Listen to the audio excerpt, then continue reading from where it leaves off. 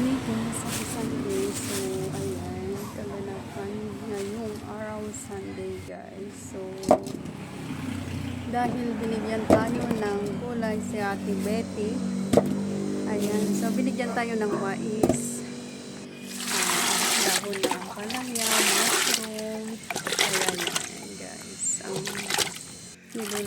luto natin today. Ayan, so, nag-upload tayo,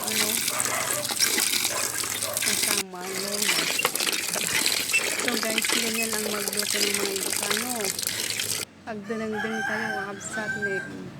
Habang iling tatayo dati mais kakabsat. Ito'y kayo kat. Agiwa tayo nga roti. Karne kakabsat talutuan tayo nga dinardaraan. Basta apo ti pinagluto dagito Ilocano nga kaskanyak. Panuorin nyo na lang hanggat dulo. Charot.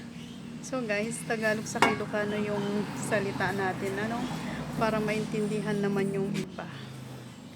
Diba? So, yun. Ayan nga. Dahil namimiss na natin mag-ulam ng dinuguan. Ayan, medyo sumipag tayo ngayong araw na to, Sunday guys. Kaya nagluto tayo ng dinuguan at saka na brown na mushroom. Ayan guys.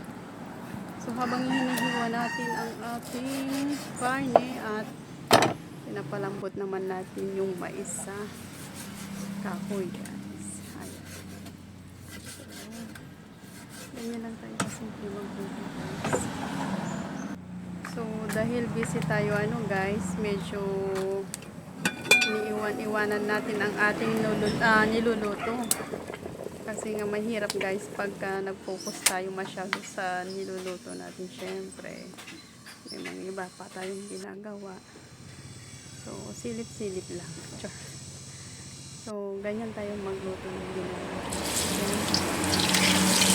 Natin muna yung mga karne.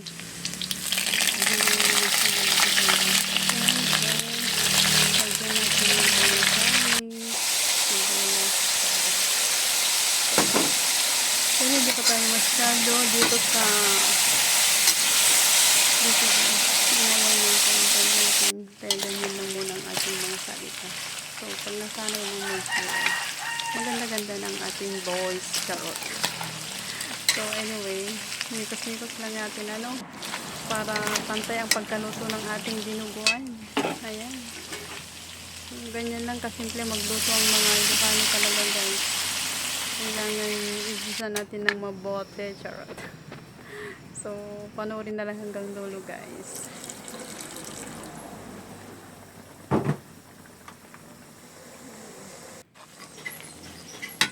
So, ayan guys.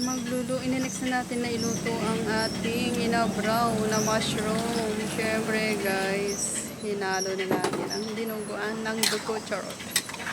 Sa karne para magkulay at magkulay. So yan, ilalagay na rin natin ang sahog ng ating inabraw. So, ganyan lang kasi magluto.